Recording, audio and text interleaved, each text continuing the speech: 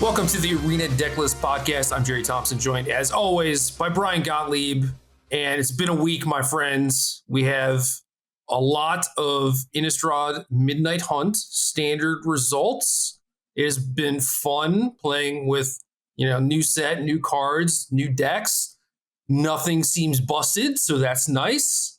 And the games have not been bad. Agree on all counts. Basically no complaining to do. Like if you really wanted to complain, you could certainly say something about Asika's Chariot, Ren, and 7, but like that's an okay thing to have be the best thing in the format. I'll take that over Fires of Invention, Wilderness Reclamation, 10,000 other things I can think of from the past year. And I also think that people are just kind of, okay, this is weird because I started on this side of the spectrum like years ago and then kind of got myself on the other side. And now I'm going back to this side of the spectrum, I think. If you remember, like during the Phoenix era of Modern, you and I were very convinced that deck was good, but it was adaptable and people just kind of weren't taking appropriate steps. And we were anti-ban where many people were pro-ban. We lost that argument. Then over the last year or so, you and I have kind of been of the opinion that everything was just broken. We very much changed our tune where we were anti-ban, and now we were just like, nope, this card shouldn't exist, this shouldn't exist, this shouldn't exist. I'm going back to the other side now. People are complaining about things like Asika's Chariot, Ren, and 7. They're not trying hard enough. There's better answers out there. People are not taking steps to correct these things, and all the things that feel sort of, all the things in this format that have given me pause, like, that's not so good. There's answers to all of it. You just got to go do it. That's what it comes down to. It's contextual, man. I don't think that we're flip-flopping as far as like, no, absolutely. It's all about the context. Yeah, ban nothing, and now we're saying ban everything. And obviously things are a lot different when you compare Modern to Standard as well, because, last Standard formats, basically every single card that came out that ended up getting banned, like Oko, Uro, Fires, Omnath, all those things. Like part of the problem was that there weren't good answers available to them. Correct. There weren't good countermeasures. And even when Sultai Ultimatum was at the top, right, it really felt bad that it existed in the format because there wasn't very much you could do until 2 or 3 more sets came out. But now, yeah, you're talking about like this thing that it's 8 power for 4 mana, split across a bunch of bodies, right? And some card advantage tacked on, whatever. Ren and 7, very big, combos with the other card. But it is very not easily answerable, but like answers do exist, right? Yep. And there are decks that exist, there are strategies that exist that can very easily beat it by going over the top. And if you are one of the people who thinks like, oh, this is like egregious, it's just way out of line, try playing with those decks on ladder, because I assure you, you will run into a lot of people who are capable of beating you. And that's kind of what I've been doing for the last week. Yep. Yeah, same thing. I really contrast the 2 points just to illustrate, I think like there's a narrative that goes on where, oh, Magic players just like to complain. Some do. That's fair. I just want to show that I try and give like thoughtful, useful criticism, and there's a very big difference between these cards that are powerful now and the cards that were powerful previously that really stifled Standard for a period of years, actually. So I am very optimistic about where things stand right now. Yeah, plus even if these cards are in a lot of my deck lists, my decks are very different. Yep. And it isn't really, it's stifling creativity to some degree, right? Because what the best possible like 4-drop and 5-drop you could have in your deck is, right? But that's not even necessarily a bad thing either, because it's not like, oh, you literally can't do anything else other than play these cards, because that's just not true. Right. And that'll be even more so as people start adopting these good answers that there are to these cards and punishing them. And that's some of what I've tried to do over the last week. And I promise you can do it. And we're going to talk about a lot of ways to do it as we go through the show today. All right, first up, what is the best deck with Chariot and Ren and 7? I think it's Jund, actually. The more I play with it, the more I build around it. I just think you have more explosive tools. I think you also have better answers to the things that are trying to prey on like say, the base Gruul decks. Obviously, Gruul is just like straight line, super consistent. And I have nothing bad to say about that deck. I think it's an excellent implementation of an aggro deck. It's extremely strong, and I don't think you're making a mistake by choosing to play it. I just think you can get more by stretching into 3 colors. And one of the things about this format is because the pathways are so good at what they do, is that if you're not looking for double pip spells in your splash color, you're really incentivized to go that way, because you can get a lot of power for your deck at a very low cost. So big fan of Jund right now. My build is Shambling Gas, Deadly Dispute based. I enjoy the fact that I have just these plays on turn 3 of 5 drops that open up from time to time. But also, I just think the card advantage, the card selection, let you grind, let you play those long games. And that's especially important, maybe not in game 1s, but in games 2 or 3. I think Jund has such a huge edge in sideboarding, because you can really set up to be strong against absolutely everyone. Yeah, that playing better in the post-board games makes a lot of sense to me, because there are a lot of game 1 scenarios where you just curve out. Yep. You know, maybe your opponent's hand is not well equipped to deal with like Chariot or Ren and 7, or just the combination of it, right? But certainly after sideboarding, it's like people are going to mulligan appropriately. They're going to have things like burning hands. They're going to have sweepers. They're going to have better answers for your stuff. And absolutely. In the case of like Gruul specifically, I think that, like, obviously they have some amount of card advantage, right? Like Werewolf Pack Leader, Ranger class, Ren and Chariot both help with that. But for the most part, Lord, another piece of card draw. Yeah, there's just a lot of good options in the Gruul decks. Yeah, there's a lot. And I think that there are definitely instances where you can grind them out, because a lot of those cards like require you to untap with them a lot of the time in order to actually like get value with them.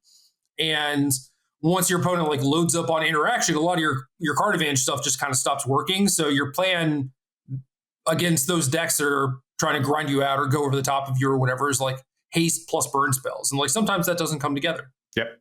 Yeah, especially once they've adapted to you. And I think we saw that with like sort of what was successful in the first run of tournaments.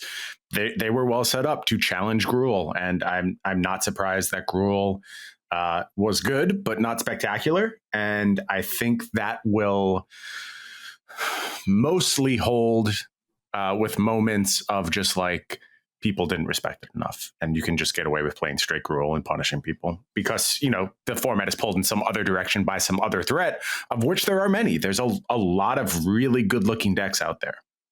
Yeah, basically all it's going to take is, you know, some viral tweet or whatever for the format to change, because it's like you could see someone hitting number 1 with any of these like go over the top decks. It happened today. In fathere was someone who tweeted out the number 1 position on ladder, blue-red control. Yeah. Okay. So yeah, I was gonna say, like, is it dragons? You know, they're like all these things in all these different colors. Blue-red control is a thing that like doesn't surprise me, because the blue cards are like kind of mopey, but they all work pretty well together. Mm-hmm. So you basically wanted to take the strong green stuff and then play a little bit more interaction and be able to play a longer game. Yeah, I think that's a fair way of putting it. And if I didn't, you know, there's certainly more linear aggressive ways. I mean, like, I don't know that really Gruul sits at a good point in the spectrum. It tries to do everything, and maybe it's just like not as good at going long as something 3-color based, and it's a little bit worse at being aggressive than mono green, but I'm not sure if I buy that or not. I guess it really depends on context, and how many burning hands are being played are certainly important. So that's going to all have to shake out as the meta gets more settled. So my article this week is on Naya. Okay. What you doing with those white spells? Showdown on the Scalds? You looking for those kind of engines or what? Yeah, Showdown and Brutal Cathar. Showdown's great, and so is Brutal Cathar. Both those cards are incredible. Had good success with just white as well. So yeah, red green shell, card advantage, and more interaction. And I think that's actually just the recipe, right? Because you get a little bit more of an edge in mirror matches where it's like, yeah, you could have like Cathartic Pyre or Dragon's Fire, Light Up the Night, Play with Fire, whatever, you know, like all these things kind of like come up short when you're talking in the context of mirror matches. Yep. So obviously you get to side as many burning hands as you want. But even that has like Goldspan Dragon problems, right? So yeah, Brutal Cathar just kind of handles everything. And I do have some Skyclave apparitions too, but being able to Brutal Cathar to like remove the Renin 7 token has mattered a lot. Oh, absolutely. That's the blowout. And probably the way my Renin 7 has gotten blown out the most is by Brutal Cathar coming down and just taking care of it forever. And I've been on the other side of that too, playing my Brutal Cathars to control Renin 7. You know, I want to say, I'm going to take a moment to really give us a round of applause, a silent round of applause. I think our top 13 list was really good. Especially given that we didn't play with the set all that much at that point. I think we really nailed it this go around. And I'll be the first to admit we get things wrong a lot. We should. If we didn't get things wrong, you know, it wouldn't be a particularly fun game. But I do think this incarnation of the top 13 list was really strong. Yeah, I think there was some stuff that was like kind of obvious where, you know, once you think about the context with Renin 7, it's like, obviously this is like a top 5 card in the set, if not the best card. Mm-hmm. And a lot of that has to do with like the curve of Chariot into Renin 7, right? Yeah. But outside of that, there's a lot of cards that are playable, and being able to like figure out where they're going to land, not only when we haven't played with them or played with like the set in context, but it's like there's a rotation too, right? Yeah.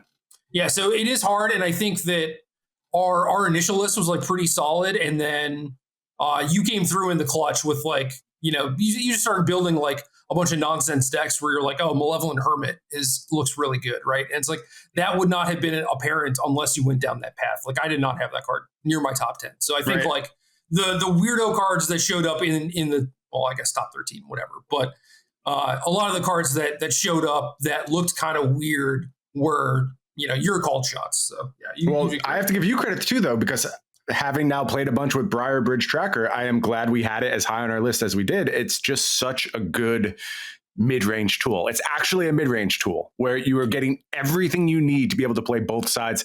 It's so good on defense, so good on offense, and like all these chip shot games you play where you just were able to get him for 4 because you were still able to keep your Briar Bridge Tracker back on defense, to say nothing of, you know, again, Asika's Chariot enable you to go long with your clue tokens and just so many little pieces of value you can get from the card, and just, you know, the fact that it makes a clue in and of itself. So you're a little bit more comfortable extending harder into sweepers. There's so many things that this card unlocks for you where it's kind of unassuming. And a lot of that is like, it's not Tireless Tracker, but there's a lot of room to be worse than Tireless Tracker and still very, very good.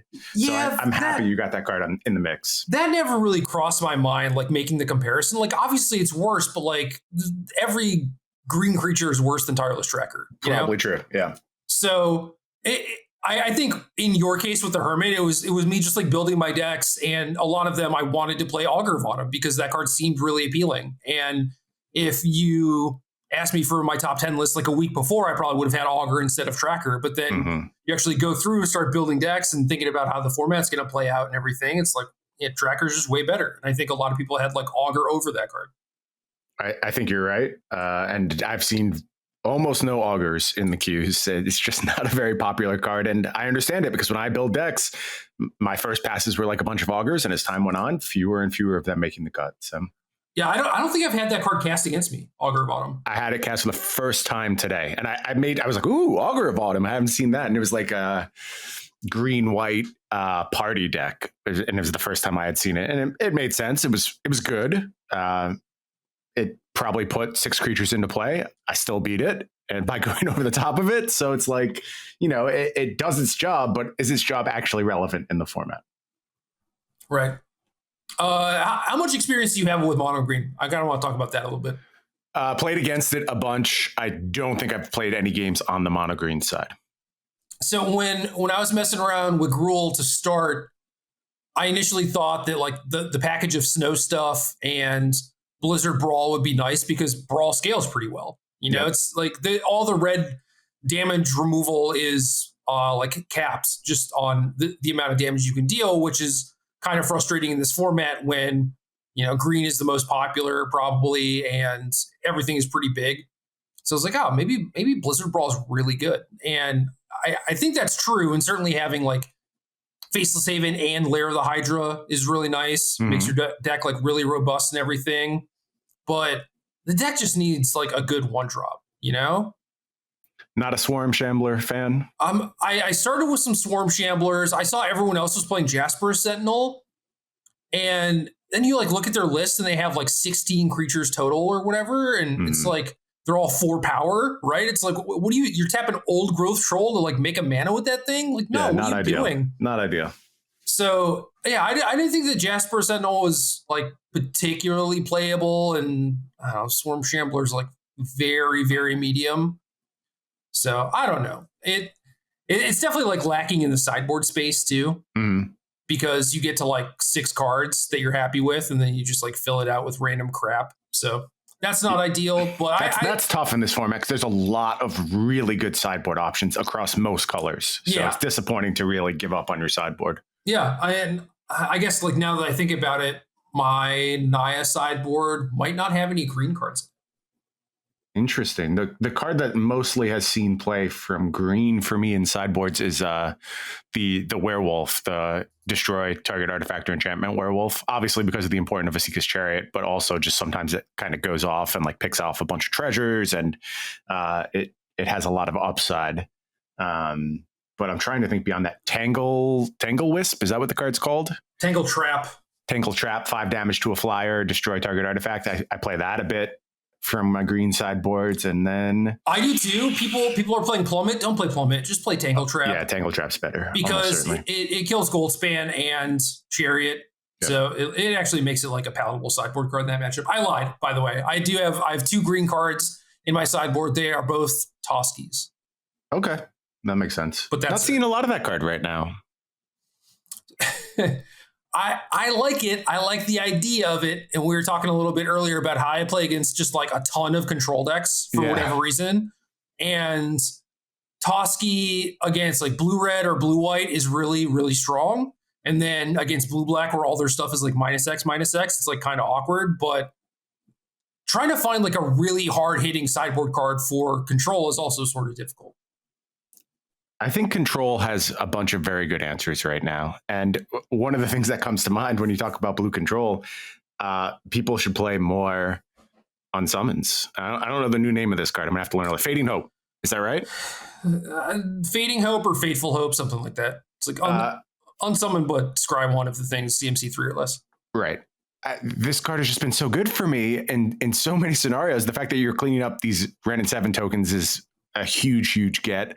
But threats are so expensive right now. And like, I know it's weird to play down a card as a control deck. Historically, that's not what you want to do. You want to get value out of all your cards and never give up card advantage. But I kind of don't think Magic works that way anymore. There's just something different about it because the end games are so large. Like, for instance, that blue-red control deck that reached number 1 today on the ladder, its end game is just playing Alrund's Epiphany and copying them with the same spell I was using in my turn decks, the iteration. So if you have that kind of end game, you don't really care about card quantity because you're just going to reach this point where if you do this thing, you will win. Yeah. And that is so reflective in evaluating cards. And here's another card I want to hype up for a minute that nobody's playing. And I have a feeling that your instinct is to say you hate this card. Maybe you'll prove me wrong. Pithing Needle. Have you seen Pithing Needles anywhere? It's been on my maybe list for all my sideboards, basically. It's like I've played it a bunch and I think it's incredible. It's got so many good targets right now. And like abstractly, I understand Pithing Needle puts you down a card. And as you think about Magic long term, that's a net negative and not something a lot of decks will be interested in. But in a world where you're playing Magic with full grips, a huge percentage of the time, and the things you're stopping are so impactful. Like you want to complain about Ren and 7, here's a 1 mana answer. Proactively to Ren and 7. You play it on curve whenever you want, and you've shut off Ren and 7 for the game. And with all the creature lands that are around in Standard too, those are excellent targets as well to shut off. You have Asika's Chariot. You can name that so it can't be crude, and certainly there's still value there, but you're doing something to slow it down. And there's just more and more things you can target effectively with Pithing Needle. And I think people are discounting it because it's quote unquote a bad card. Yeah, I don't see it as a bad card at all. That's actually kind of weird to me. And when I was building control deck, specifically blue-white, I considered playing a Needle main deck for basically like all the things that you said. And it like you're talking about it putting you down a card. I mean, that's only true if it doesn't connect with something. And right. I think that there are so many targets in so many decks that it's very unlikely that it doesn't connect. And then the worry with the card is that, you know, they'll play Ren and 7 or whatever that you named and then kill your Needle. And I guess maybe this is more likely to happen in the case of the creature lands, right? Where it's like you Needle their Lair of the Hydra or whatever and it just sits there until they draw an answer and then you just die to the Hydras. Right. But like, it's better than just dying to them 10 turns ago. You know what I mean? Right. And all you kind of have to do is keep your head above water with the control decks because of how powerful memory delusion is. Like, exactly. If you get a turn or two, you're going to have the game locked up. You know, you just need that breathing room. And I think having something that's like a really cheap answer can certainly help get you there, you know? So cool. I'm glad we see that the same way. No, I'm on board with that card. I like it. The thing with like all my proactive decks is like, I don't think that you can afford to, you know, Needle a Ren and 7 versus like, all right, I'm going to have like a battlefield position. And then when they play it, I'm going to be able to kill the tree folk and then like attack down the planeswalker, right? Like that's a better plan than just like, oh, I have this Pithing.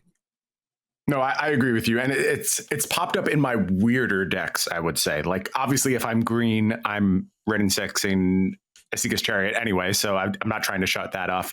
So when I've tried to explore control routes, try to do more non-traditional things, I had some in Dimir control just because you can kind of get rolled over if they are able to start with like Arlen is a real problematic card where they can just build a bunch of value from that. So it really had such a good spread of answers for things that were causing me problems. I got on board with it pretty early. And to a lesser extent, I'll say the same thing about Field of Ruin. Like a 2-color deck should have more Field of Ruins in them because it's just such an advantage to have that sit on the battlefield and be able to take care of that critical attack from a creature land.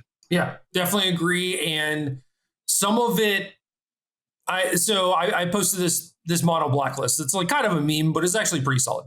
And it's just like the creature sacrifice engine, but then with Lolth and Blood on the Snow as a top end. And I had 2 Field of Ruin in that deck. And part of it is like, yeah, you play a controlling game against the green decks, but also against the blue decks.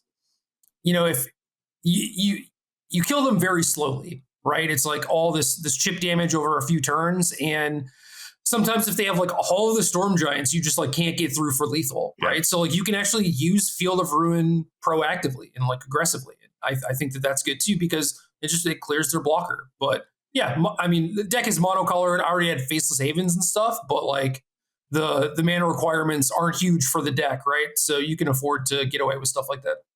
Yeah, absolutely. And I've also had the joy of playing against someone with no basics in their deck. So I don't think you're going to see a lot of that, but it can happen.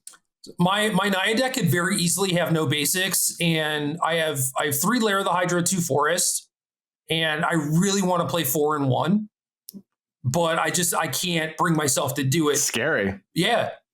Because, I mean, especially in a deck like this, right? I have 9 4-drops in my deck, right? And then I'm bringing in like Toskies in the post-board games and stuff too. And if I had no non-basics, they just figure it out and like kill my land on turn 3. It's devastating. You lose. Yeah, maybe on ladder you're okay, but certainly if you're playing any kind of tournament with like deck lists open, it's just risky to go that low on basics right now.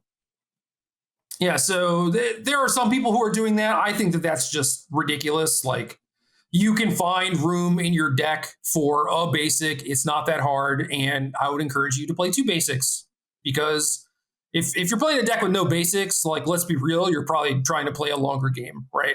And eventually their land is going to like keep you off, or their Field of Ruin is going to keep you off 6 mana or something. And like, you don't want that happening. Oh, that's a scary situation. Yeah, I like all these things. These things are good. Good. Do you want to talk about kind of the broader picture of the format? We've put some buckets together, as we often do close to release, that I think we basically agree that we see the format this way. Why don't we lay out exactly how we see things unfolding at this moment in time? So at the top, you have green decks. And I think a lot of the time is just, you know, you start with a Esika's Chariot, you build around it. There's so many different ways that you can build around it. We talked about some that are kind of just like the baselines, but people are also doing like really weird, wild, fun things, which is great. Love seeing it. Control decks we've talked about. I think that there are the 3 viable ones, like blue, white, blue, red, blue, black. I think they all have like their pros and cons. And cons for a lot of them are just like lack of a good win condition. I'm seeing like so many of the D&D planeswalkers, for example, right? When like they just almost showed up like 0 before. Yeah. So in the context of control, I really hate those planeswalkers. I don't think either is good. I like Loth a lot as a card, and I think it has a bunch of other good spots, but I'm seeing it in control decks, and I'm just not feeling it. And the other one whose name I can't be bothered to learn, that I always want to call Mordekaiser, because that's from League of Legends. Just not impressed by that card. I don't think you get 6 mana's worth. I think there's a bunch of way better win conditions for control. The primary one I'm on board with is Lear. I still think that card is great. I've had this weird experience this particular season where I'm sort of crushing with everything. So I just like move on to the next idea and don't spend a bunch of time tuning anything, which is fine. I mean, it's what I'm just going to approach it the way it makes me happy. It's not like I have a tournament to prepare for. So I enjoy doing that. But it leads to me discarding things before they've really come to expiration. And like, sure, a problem might pop up for a day or two. But like I said, most of these decks have good sideboarding tools where you can answer these things. And the Lear control deck that I wrote about over on Star City is one of those decks where I think it just has the tools to complete with everything. Huge portion of that is Divide by Zero, which I don't know how much. Have you played this card at all in any decks? Yeah, in a few, and I've watched some people play it. Like it isn't bad, but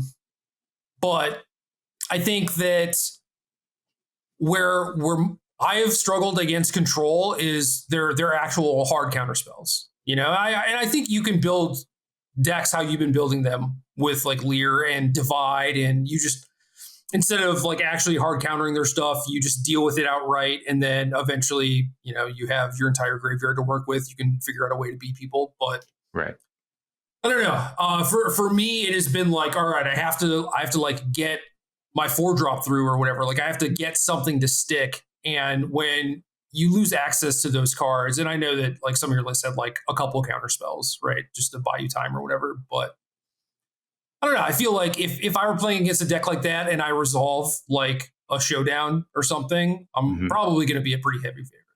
So let me tell you the counterspell I never leave home without in that scenario. It's Malevolent Hermit, which I think can answer all those problems for you as well as be on the battlefield. And I mean, we talked a bunch about Malevolent Hermit and how many different game plans it enables, but that is generally in these decks, and particularly the Lear deck we're speaking of now, it had 4 Malevolent Hermit in the main. It wasn't a sideboard card. And we talked a lot about its utility as a sideboard card, but you know, it challenges these aggro decks so well when they're reliant on things like Asika's Chariot, Showdown of the Skalds, Ren and 7. They all go up to that point for the most part. I mean, there's like some black-red decks floating around, which I think are pretty good, actually.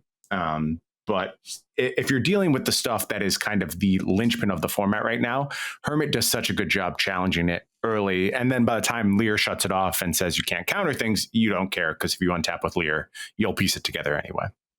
Yeah, the problem I have with that, though, especially in game 1, is that then you're just turning on the removal. Like, if I was trying to force through a showdown or something, and it was like, oh, okay, all I have to do is like kill this thing first, and then I'm probably good. I don't think that's that tough to overcome.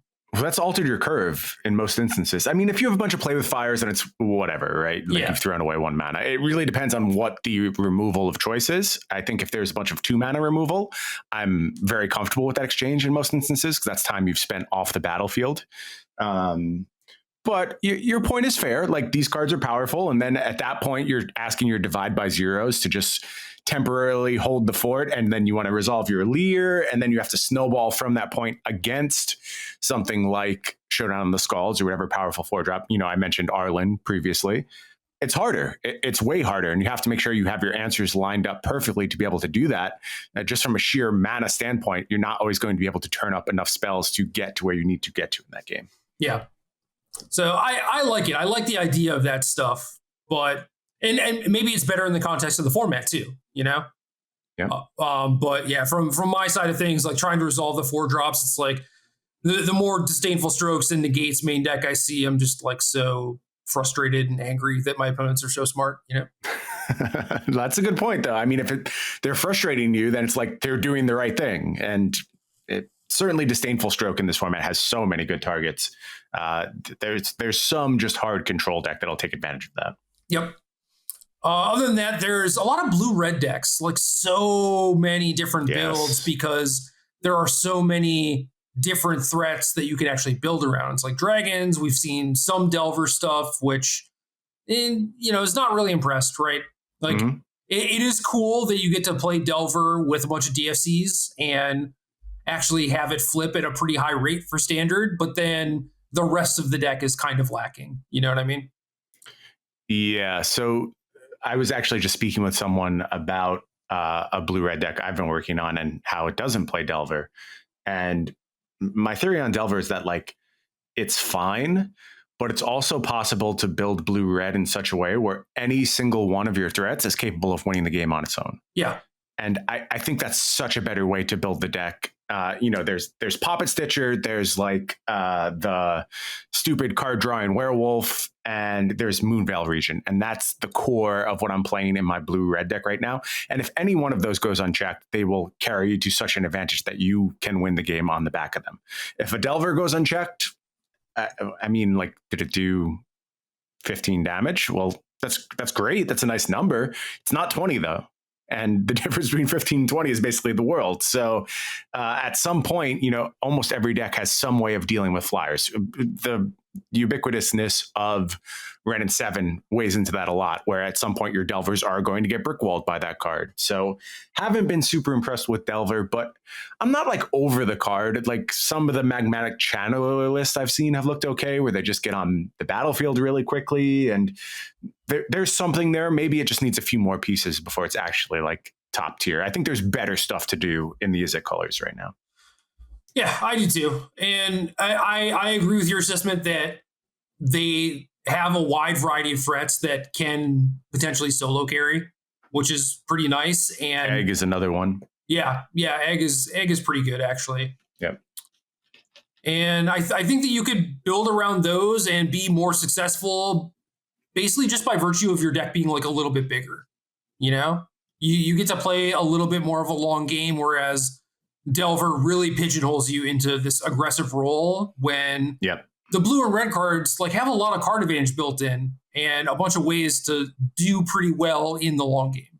So, meanwhile, Delver doesn't have a whole lot of support for itself, right? It's like you're trying to do this Delver thing and then you also play a Magmatic Channeler because it kind of keys off the same stuff and you're probably playing a bunch of DFCs already. But like Magmatic Channeler itself, even if it's a 2-mana 4/4, doesn't really stack up against what a lot of the rest of the format's doing. So you're still just like, well, I'm all in on Delver. Scaling is everything. And again, like the cards I mentioned, Moonveil Regent, Poppet Stitcher, they can go huge. They can overcome literally everything because they draw you 7 cards or they make 6 tokens. And that will beat everyone if you have the appropriate setup. So, well, one of the things that you listed alongside blue-red tempo stuff is Alrund's Epiphany, which is not in your blue-red deck. And I, completely understand and support that. That's fine. But like this was kind of supposed to be like the boogeyman of the format, and the best deck is like this mid-rangey green deck. I feel like we should be seeing more Epiphanies or, be seeing more decks built around it, and we kind of haven't. Yeah, it's interesting. People found ways to challenge these decks very quickly. Again, Malevolent Hermit comes to mind as just like, nope, you're not resolving this 6 mana spell. It's just not happening. Disdainful Stroke is another one where, and just like pure aggression, right? Like you're not getting to 6 mana. Don't even think about it. And all of those things exist in the format to challenge Epiphany. That's not to say I don't think Epiphany is very good. It is a very strong card. It's going to have its moment. It's just like those hard Epiphany decks. Those were that was the day one stuff. Like people were not optimized. They were not challenging your goals of just casting a bunch of Epiphanies. So you got to do it. And if the card doesn't get respect, it'll pop up and take a huge percentage of the metagame with it. It's probably like the most directly problematic card that still exists in the format in terms of play patterns. Agree. But I think the format has done a good job challenging it thus far. And I'm happy to see it's kind of, I wouldn't say waning in popularity, but trending down from like day one of the format where it felt like we're just going to be playing Epiphanies forever. Well, a lot of the things that you mentioned are blue cards, which was still a problem in the older formats, right? And against opposing blue decks, you almost always like trimmed, if not outright cut your Epiphanies because of things like Mystical Dispute. Malevolent Hermit's doing a lot of the same stuff. Yep. So I could see starting 3 or 4 Epiphanies and kind of like building your deck around it. And then, yeah, if you play against blue decks, whatever, just don't commit to a 6-mana sorcery, right? And then, that seems like a fine approach. And then in terms of like pure aggression type of stuff, like those things don't really exist all that much. I mean, you could put Gruul in that bucket, but I don't even think that Epiphany is bad against them because they have no way to stop it. I mean, there are the ones that like splash counter spells or whatever. So if you see a blue-green pathway or whatever, treat it like you're playing against the blue deck, right? And probably side those out. But, yeah, I do feel like Epiphany looks pretty good right now. Maybe underplayed. We'll have to see if that ticks up as time goes on. One other thing I think we'll get to as we move through our list of what's out there, there are some things that go bigger than Epiphany. So you've got to kind of do it in conjunction with a pretty robust clock. And like the obvious way to do that is, Goldspan Dragon type stuff. But I think the decks that can outscale it are aware of that and do a really good job of keeping Goldspan Dragon egg off the battlefield and making sure that when they cast the Epiphany, it's a defensive Epiphany, and then you get your turn back and you just outscale the Epiphany. Yeah, robust clock plus Epiphany is the only way that I would want to do it. Right. Black Sacrifice stuff. We've seen some of this, and there's definitely a lot of love for it. Shambling Ghast and Village Rites is just a beautiful, beautiful combination. It is. And you're playing it in Jund right now, not like Village Rites specifically. Deadly Dispute. Yep. Same, I guess. And I was playing Mono Black. There's a bunch of Rakdos decks out there. There's some Orzhov control decks, which I don't know, I guess is like the same as my Mono Black deck, right? They're just like kind of doing the same thing. And once I built that Mono Black deck, I was like, why would anyone play white cards? I don't understand. Does seem like a bit of a miss. But like I said, there's a lot of incentives to just making splashes because it doesn't cost you all that much, given that the lands are okay, except when you're dealing with Orzhov and then you're talking Snarls, and nobody wants to talk Snarls. So mostly with you on that. I think you can accomplish the same thing with black stuff. Back up to your blue-red deck, right? Mm-hmm. So I tried this thing. Yeah. You got me to craft not only 3 Poppet Stitchers. Worth it. Nope. I'm probably never going to play that card again. That's just 3 mythic wild cards in the toilet. I also crafted a blue-red Snarl. Yeah. Feels bad, man. Now, how many Snarls were on my list? Did I have the full 4? You had all 4. I wanted to cut one so bad. Yeah, I'm disappointed in myself. A lot of my on-allied decks have been using like 2 Snarls and just being like, I'll live with the consequences. Yeah, and same. I think that's mostly correct. I'm sure there was a reason why I included 4 Snarls in that deck. So I can't tell you what it is right now. I think you had 13 lands that enabled the Snarl, which also is pretty low, but whatever. The thing that made me actually keep the 4 was Consider. And like you also have like Play with Fire and things a lot like of 1-drops. I think that was a lot of the driving force. Yeah, so I was like, okay, fine, whatever. And the very first opening hand I drew was a 1-lander that was a Snarl with like 2 Considers and a Play with Fire. Snap keep. No, I'm mulliganed, man. I'm mulliganed. My hand was way better, but it was still just like, God damn it. I wanted to cut one of these for an island so bad, but just couldn't. Yeah. Anyway, the Snarl's still not great, in case y'all were wondering. And yeah, I definitely do not want to play enemy colored right now unless you're green, because then you can just kind of get away with it. That's fair. These decks all have the exact same experience, though, like top to bottom. Is you look at the list, you go, how does this deck ever win? and then you play and you win. You find a way. You cobble together these weird battlefields and generate lots of card advantage from your disposable creatures that you turn into better resources. And it's just classic small ball. And again, I think black has pretty good sideboard options right now. And you leverage all of that to make a deck that has decent matchups across the board. And that's what these decks are supposed to be. And like, I spent so many months building decks that look like this, that are just trying to do like this small ball stuff that just got, they basically got ultimatum to over and over and over and over. And it's so refreshing to be able to do it. And like you said, maybe Epiphany is supposed to be checking them, but if you are able to get on the battlefield enough, you can play through Epiphany, and these decks absolutely do. So Jadar helps. Jadar's a clock, man. Yeah. Card is nice. The thing I like about these decks isn't just trying to lick and stick Shambling Ghast with Village Rites, but you have like 8 pieces of each thing now, because you have Eye Twitch also, where before I was not willing to go up to like Mascot Exhibition because it just like didn't beat anyone for 7 mana. Now it's actually fine. We're in a different world, right? So you have Eye Twitch and Shambling Ghast as sacrifice things. You have Jadar now too, which just means that your Village Rites are always online, right? Yep.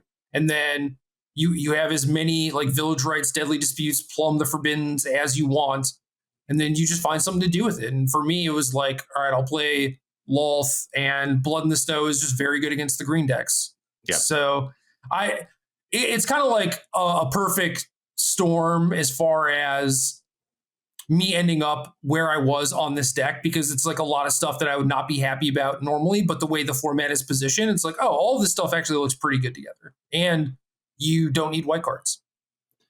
That's what rings true about this format more than anything else, is it's like you're able to pass on the 1-card kills and just the super powerful stuff, because all of this stuff makes sense in the context of the format. And it didn't matter what made sense in the context of the format, because things were so powerful that they just overcame what made sense. Like, yes, these removal spells are good. These creatures line up well, but like, beat a Vorinclex, and you can. It just, you couldn't scale up with what other decks were capable of, and now it finally feels like we can again. Yeah, and I mean, I guess like Sultai was kind of the control deck of the format, right? Yeah. And now this is a deck that I've actually liked my control matchup. Like the green decks, it's like, okay, the control decks are just like trying to hammer you real bad. So if you have a bunch of extra stuff for them, maybe you can beat them. But for this, it was like, I just like outdraw them. I have a bunch grind them to dust. Yeah, just a bunch of different threats. You're coming at them with a bunch of creature lands, and all your creatures have like dies triggers, and Blood on the Snow is like actually fine against them, because eventually they'll play like an Ibrinth or something, some Planeswalker. Yeah. And I had Field of Ruin for their Hall of Storm Giants even, and like Perfect. Soul Shatters and stuff. So I was like, yeah, let's go. We're gonna Soul play. Shatters another card. I'm glad you mentioned that. I think that's such an underplayed card right now and so important. Really, I see a lot of it. Well, good. Then people are learning their lesson. At first, a lot of the lists I saw didn't have much Soul Shatter. I started playing a bunch in all of my decks. Like, being able to answer Goldspan Dragon at plus mana is tremendous, and it's very easy to punish people when they tap out for Goldspan Dragon, like especially in Dimir control. Soul Shatter was a huge part of it. But the fact that you're picking up the Ren and 7s, you're getting a Seeker's Chariot a lot of the time. There's just so many high value targets that you have to answer, and there's good options, good removal spells for it. And the more Soul Shatters we see, I think the more these cards can get brought in check. Yeah, agreed. Anything else as far as the sacrifice decks? No, I don't believe so. I will say that Treasures probably underplayed, and we should look at that shell again. I don't think it's been given enough respect, and I thought it was real close prior to rotation. So agreed. Let me also say that, like, I hate that, maybe this is only a mobile problem, but I hate that the treasures and clues don't look all that different. They don't. They're really hard to tell apart, and it's not a mobile problem because I've been playing mostly on desktop. Okay. And I don't know how to fix that. It should be easy enough. Just get a better treasure token to use and make it clear. Yeah, or different color border, like distinctive art instead of just like, oh, both of these are kind of like a trinket random or whatever. Object. Yeah. Yep. That's messed me up a little bit. I think I played like 3 turns one game where like there's like a really complicated sequence of one turn where just like a bunch of stuff happened. And one of the things that happened that I remembered later was that my opponent like fateful absenced one of my things. Mm-hmm. But I also like had a bunch of like, treasures lying around or whatever. And a few turns later, I realized like, oh, this is a clue that I could have sacrificed like a few turns ago. So you just played a card down for no reason. Eventually I got it back, but Okay. yeah, I was just like, oh, this is frustrating. I hear you. It shouldn't be a problem too. It's like such an easy fix. You just get the most distinctive tokens you possibly can. Yeah. Do we have any more that we want to say about control? I think we kind of did a lot. No, I'll just say if you haven't seen the blue-red list that I mentioned, that's climbing up the ladder. It's also got, I think it's called, it's not Hall of the Storm Giants. It's the giant aura thing. That's their sweeper they're using, which I think is weird, but good because it cleans up a lot of like the planeswalker stuff that's around. It does do 4 damage to all creatures and planeswalkers in its second stage. And then the third stage is how they can chain their epiphanies in a lot of spots. I mentioned they use like the fork plus epiphany as their end game. So that helps them get a little bit deeper if you're able to set that up. I thought it was neat. I don't know if it's better than Burn Down the House, but it was a cool little application. And I encourage you to seek that deck out. It looks solid to me. Yeah, Burn Down the House is very good too. I agree. For a lot of the same reasons, I guess the giant thing is, but yeah, 4 versus 5 is going to be like the real break point, and I think it matters mostly for Ren and 7 tokens. Yeah. Yep. But as I mentioned, this deck was also playing Fading Hope, and so it was ready for the token and had lots of good answers to it. So yeah, fair enough. You put down Landfall, as a deck. Yeah, I don't think that Landfall specifically is a thing. So many people are cutting Scoot Swarms from their like Storm the Festival decks, and I don't know why. They shouldn't. I mean, that look, I'm going to tell you, I didn't like the deck that won the Hooglandia tournament. Now, that's not to say I don't think it was like a good deck for the tournament, and I'm trying to take anything away from the person who built it and played with it and won with it. Like, great job, killed it. I don't think it's something that can really be all that successful carrying forward, though. I think it's very easy to target, and I basically have not lost to it since it started becoming a thing on the ladder because I prepared for it because people got very excited about it. But it was a great choice for the moment and outscaled everything else in exactly the right way for that tournament. So great job. But going forward, it's so easy to plan around. And actually, one of the things I think it did get right was Scoot Swarm. I think that was like a big get for all the Storm the Festival decks. And my deck started getting a lot better when I was at least cognizant of Scoot Swarm. Either maybe I didn't play my own, but I had ways to steal my opponents or copy my opponents. And I was able to keep up with their scaling, because if you don't, that's how they're going to get you. Like, that's just their end game, and it always works. And you can't really play around it with 1-for-1 removal. But as soon as you start packing like Meat Hook Massacres and Cinderclasms, it really becomes ineffectual very quickly. I have 2 Cinderclasms in my Naya sideboard, primarily for that card, but then it's like, okay, it's also good against mono white or whatever. Yep. But yeah, Scoot Swarm, like I said, I've been playing a bunch of the green decks, right? Scoot Swarm was the card I lost to the most. Everything else was very manageable because they're doing a lot of the same things you are, except slower. Yeah. And they have Storm the Festival to try and catch back up. But at that point, it's like, you're ahead. You could probably like Brutal Cathar a Ren token, push through for damage over the course of 2 turns, whatever. But when they play a Scoot Swarm and like, I don't know, an Evolving Wilds or whatever, or like a land and a ramp spell or something, it's like, oh crap. You don't have enough ways to contain that. You just don't. You just can't unless you have some kind of sweeper. It's uncontainable, and that's what's so impressive about it. In a way that like even Felidar Retreat is not uncontainable, and also more mana efficient. So I thought Scoot Swarm was a really, really good piece of deck building and perfect for that tournament. Even if, like I said, plenty of ways to adapt to it going forward. Yeah, and if people are playing Answers, like they are playing Cinderclasm or whatever, it means that Scoot Swarm is a better main deck card than it is a sideboard card. Sure. I could buy that. So like you mentioned, maybe calling this Landfall isn't fair. I do think calling it a Storm the Festival deck is correct. Where are you at on Storm the Festival now? I know you and I have kind of been all over the place on this card. We were really high on it. Then we were getting low on it pretty quickly. Middle of last week, I was starting to get high on it again. Now I don't even know where I stand. So I'm curious what you think about Storm the Festival after some time in. I think it's a powerful card, and it sets up some potentially very cool things. Like you get the Chariot and the Wren with the one card, and it's a way to help you grind through like mid-range mirrors and stuff like that. But in reality, in practice, it's like, well, this is kind of bad against control despite having flashback because it costs so much mana.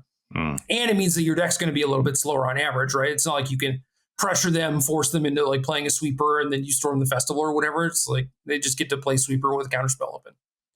So I see the upside, but I think practically it doesn't end up working out very well. But that said, if you are going to play the card, I would recommend playing Scoot Swarm probably because it's going to help you stabilize against the green decks.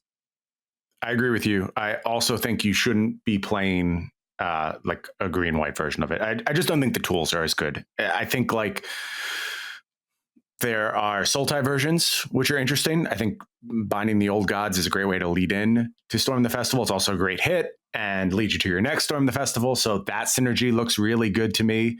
I did it a bunch this week with Mind Flayer, and I was winning a bunch with that setup. I also maybe went a little bit hard on the nonsense with Croaking Counterpart, but like there's something to that. And Croaking Counterpart is a really good value engine in conjunction with Rootborn Creeper because you get to loop it for as long as you want. And if you have things like you can do it with Brutal Cathar, or you could just go Mind Flayer and steal all your opponent's stuff as a way to get bigger than other strategies. I really, really like that approach with Croaking Counterpart. And then I had like Quandrix Cultivator as well. So I was routinely flashing back my Storm the Festivals when I was doing the Croaking Counterpart setups. And you just burn it on the first thing you possibly can. Like if you can get a second Rootborn Creeper with it, go for it. If you can get, your opponent's Brutal Cathar, your opponent's Skyclave Apparition, then you're absolutely over the moon if you happen to catch something like that.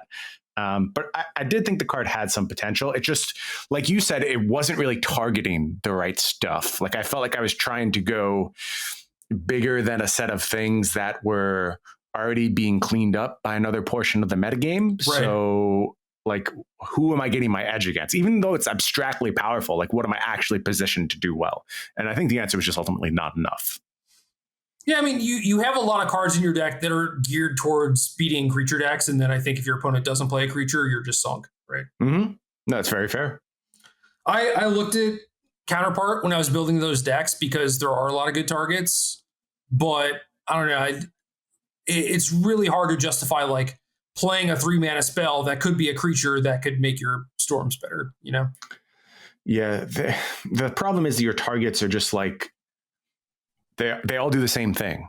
And if you can find some other targets that do something interesting, then maybe you could start to get me. And now I'm remembering that one wizard. What is that thing even called? It's a draw trigger for every spell you play. But it might be legendary. Do you remember what I'm talking about? I have no idea. Man, we were high on it for a moment. Archmage Emeritus.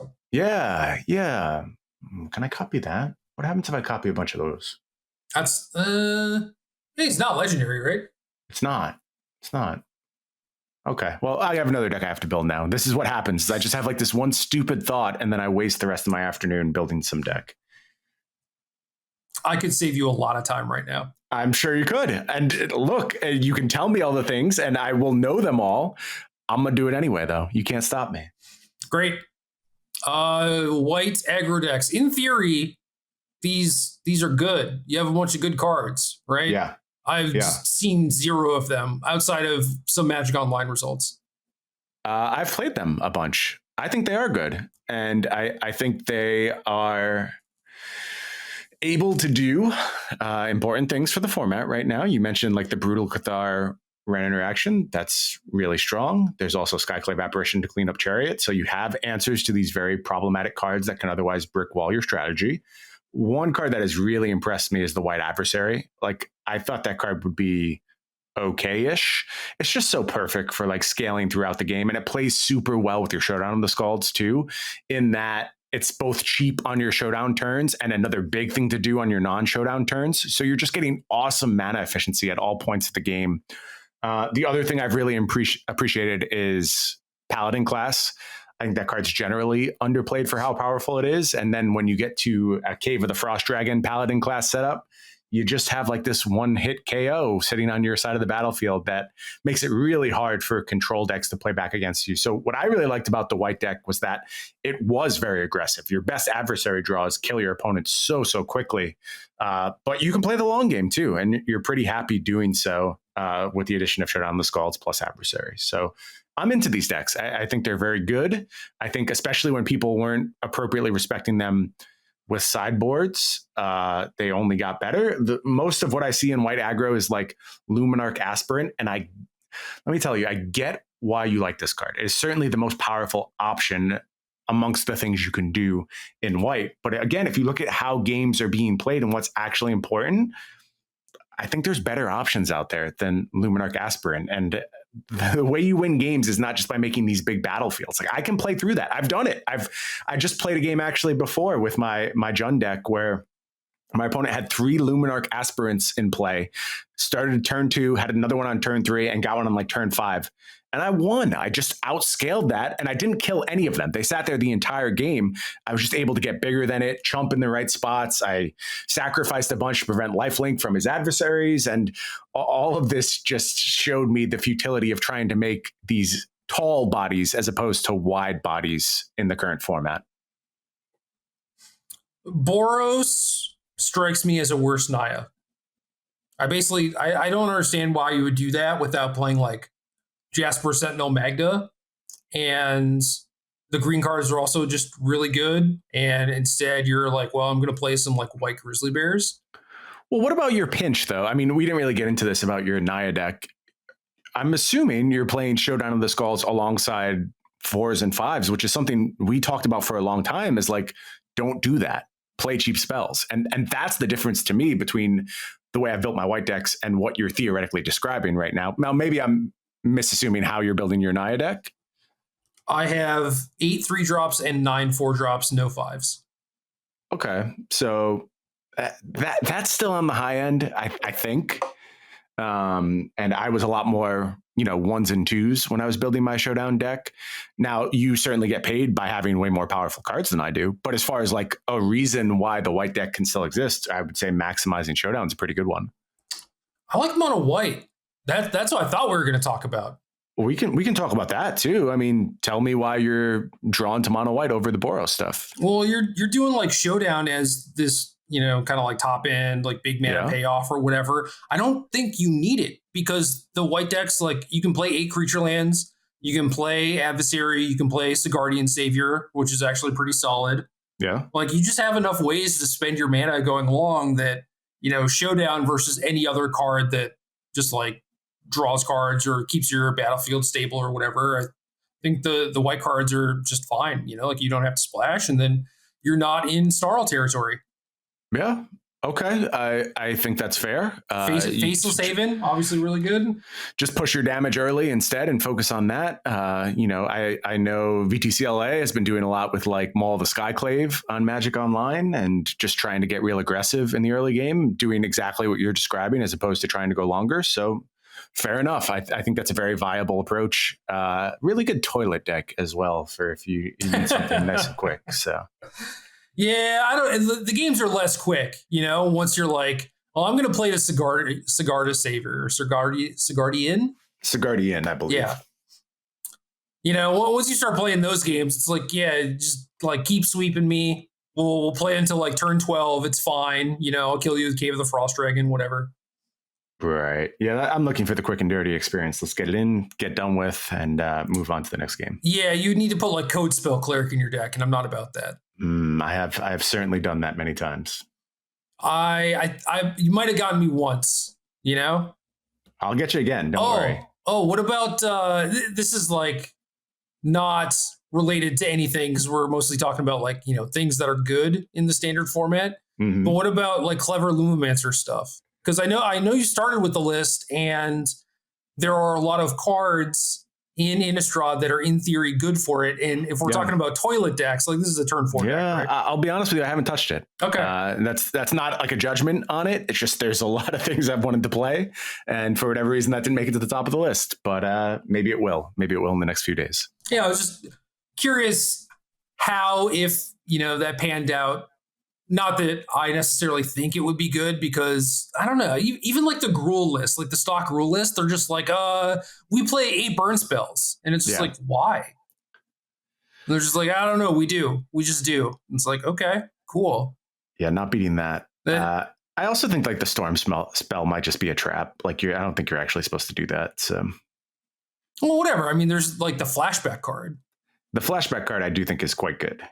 It's I don't know, it's just like 1 mana, put a counter on something, like do something else that's not worth a card, but it has flashback, which is perfect for the decks. So yeah, maybe I don't know. Maybe I'll go back to the drawing board. It's so hard to get that balance correct in terms of like spells versus threats. And like you said, if you're just like super threat light and you get your 1 threat domed, it's not an ideal situation to be in.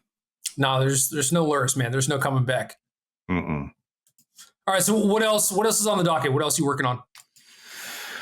I think we covered most of what has my attention right now. Earlier in the format, obviously, I was doing like some combo-ish type stuff. I went back to the spells deck, the looting deck for a little while, and I still think it's kind of good. Like maybe it has some holes, but a lot of the format isn't set up to answer you making a 2020 and sweeping them over and over. So again, if you're looking for like a dark horse that could have a moment, I would look at the weird Kazul's Fury. What's the key card there? Our payoff? I don't know, man. So many names. It's on 5 these cards. mana. It makes an XX and it flashes back for like 7. It's got trample too, which is a huge part of it. But yeah, I think that setup's actually kind of good against a bunch of people right now. So if you want something a little weird, you give that deck a shot. You can still take a bunch of turns if that's the type of stuff you're into. I did some weird like blue greenish tempo-y stuff. Don't do that. I don't recommend that approach. Still want to get in on graveyard decks. I still think there's something with like Death Bonnet Sprout and the other green card, the Spirit, that could potentially have some payoff, but maybe that just needs a little bit more support before it's there. Yeah, so I played the green black Ghoul Caller's Harvest thing. I didn't like Willowgeist. I didn't think it did anything, but like having your self mill be Death Bonnet Sprout and Egon, I was maxing on both those. I thought that was pretty solid actually. Yeah. It's kind of slow, you know. It's like a turn 5 thing, but it's still not bad. I don't think it lines up with the format particularly well right now. It needs like some kind of solid defensive option to stand against the Gruul decks before it can really matter. So maybe if something like that pops up in the next set, we can think about it. Yeah, I mean, you can play more interaction. It's just super weird because you need a bunch of creatures for Harvest. Right. So I think you're squeezed on how much interaction you can realistically play. And it's like, even if you have some, you're not getting access to the type of stuff that like completely blunts your opponent's offense, right? Like they're going to find a way to overcome you. So yeah, if you're still worried about green decks, play Blood on the Snow and Lolth, and just to have like a little bit of a bigger top end. Yeah, that's a fine approach. How about you? Anything that you're still looking to work out? Anything you're looking forward to playing in the coming days? So my goal for this week was to find the best deck and basically, you know, tuned green red to the point where I thought it was good in the mirror and good against everything else, which meant that it was now a Naya deck. So kind of like cross that off, and now I think I can start exploring the weird stuff, which is sort of what I was doing with like the mono black deck. I was like, you know, let's try this. And Alrund's Epiphany for sure, that's still up there. I did a lot of exploration with like Storm the Festival stuff for my article on the previous week, so I kind of got that out of my system. You know, I'm willing to try a lot of the Lear stuff, but a lot of my time is spent playing on mobile too. So I'm trying to be like cognizant of that. Lear does not play well on mobile, unfortunately. Your options get a little big, so might have to find something else for that. I'm really looking forward to like getting our first results from this format. I don't think we have anything going on this weekend of note, but we're not that far off from Worlds, which will be nice to see displayed at a high level and see how broad the field gets there. Maybe we'll get some online action too with the SCG Tour in the coming weeks. You want to talk conspiracy theories real quick? Okay, well, that's a dramatic change of pace, but yeah, if you would like to spread some misinformation, is that what we do now? Hell yeah. Okay. There's an SCG blackout for 2 weeks. Yeah. And, we don't have like an official reason for that or whatever. I would assume this is like a Wizards mandate that's like slowed down development of the format or whatever. I didn't assume that. I don't know anything, by the way. Like this is again, pure speculation.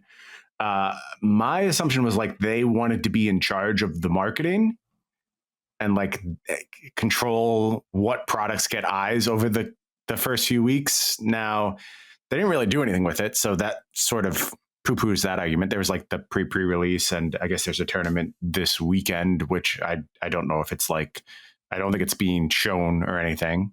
So maybe that doesn't really check out, and maybe you're right. Maybe it's more about your end of things.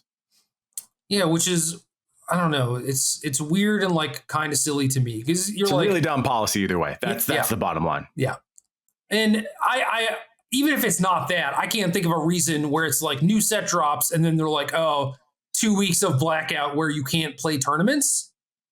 Like what? Ridiculous. I mean, like, do you want people to play with your thing or not? The appetite is so there. It was shown this past weekend with Jeff Hoolan's tournament. It did really good numbers on Twitch. They did a really nice job with it. It gave us our first look at the format. And it's so strange that like it has to fall on Jeff to do it because they took the onus away from the more official partners. And it's just like you have to go rogue to be able to put on a tournament. Like, why would you ever do that and not support the people who support you and allow them to get your game out there? I mean, I don't know. I have no answer for you as to why this would be the policy. So you just said like, I can't wait for the first results to come in. And it made me mad. I was like, why don't we have them yet? And I remembered why. Right. And then that just made me angry. Yeah. Very silly. Not like actually angry, but I was just like, this doesn't make any sense. Podcast angry.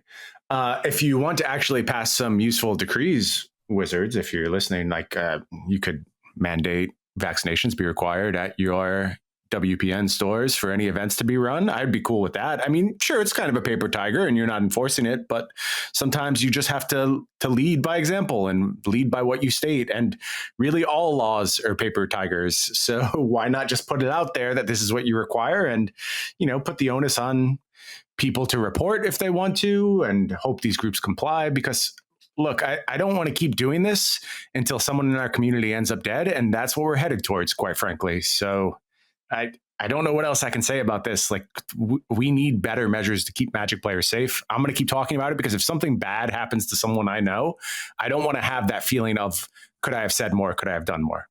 Magic tournaments that don't mandate vaccinations 100% should not be happening right now. And I'm not even sure if they should be happening if you're mandating vaccinations, quite frankly. So I will say that I retweeted the thing talking about someone testing positive at the Legacy Pit thing. It's terrible. And I just like immediately lost followers. And I only know because I was at whatever 0.5, and then I looked at my profile again, and it was like 0.4. I was like, what the hell? It's just like I retweeted this thing that's like, COVID is still happening. Like this person got sick in a Magic tournament, and then people were just like, fuck this, I'm out of here. I get it, man. Like I hate reality too. It sucks, but it's still out there, and just sticking your head in the sand isn't going to work. So I don't know. Like I said, I feel obligated to say my piece because I don't want to have that guilt hanging over me. And I probably still will regardless and been like, could I have done more? And could I have pushed harder for these things not to be happening? But you know where I stand.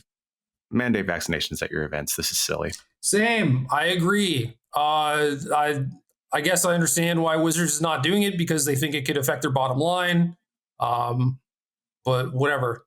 Would it even though? I guess we're still talking. I kind of wanted to let it die, but seriously, I don't think it would. I don't think it would.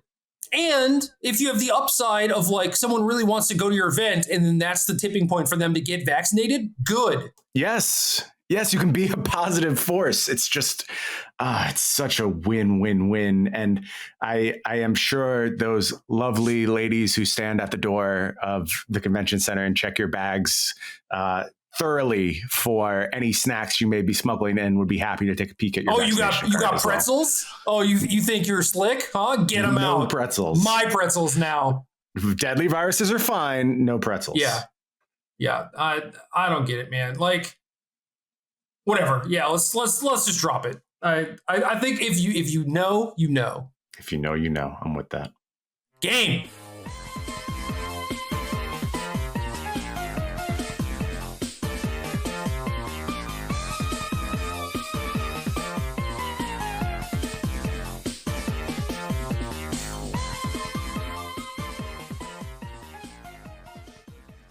Good luck.